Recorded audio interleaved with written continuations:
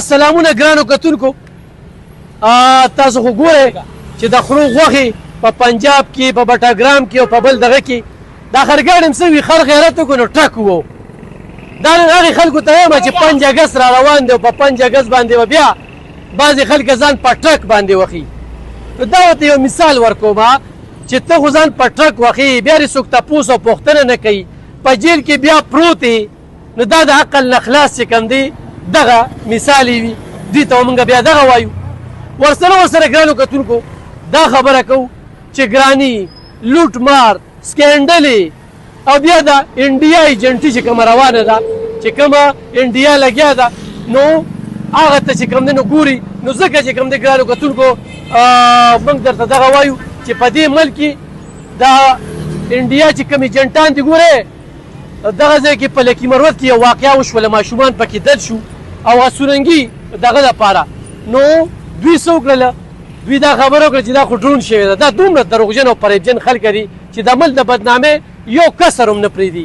په ادارې باندې الزام لګور چې دې وخت کې پیړ مارشل چې په ټوله دنیا کې خلک مني په ټوله دنیا کې او د دوی لپاره ازغې دي. ولې ازغې دي چې په دوی باندې پیډر بند کړی دی خو دوی له پیډر ورکړې که نه نو اوس په ټیک ټاک وي.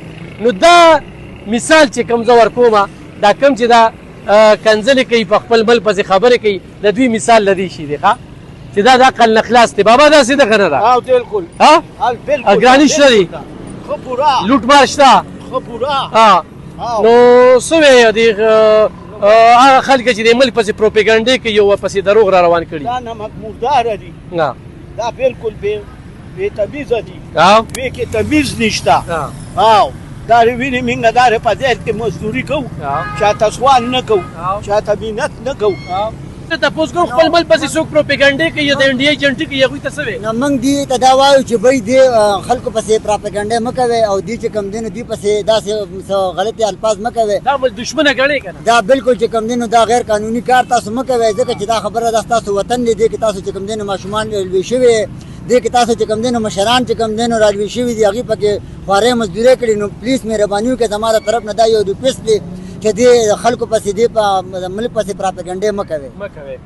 ګرانو کتونکو دا کم خلک چې په دې ملک پسې خبرې کوي د دې مثال زه د دې خر ورکوم. دا کم خلک چې په خپلو ادارو پسې خبرې کوي د هغې مثال زه د دې خر ورکوم. دا د عقل نه خلاص خلک چې کوم دي د هغې مثال د دې خلکه د دې خر دی. نو دا خر مې ته د بېباک رای لپاره الف خان شیر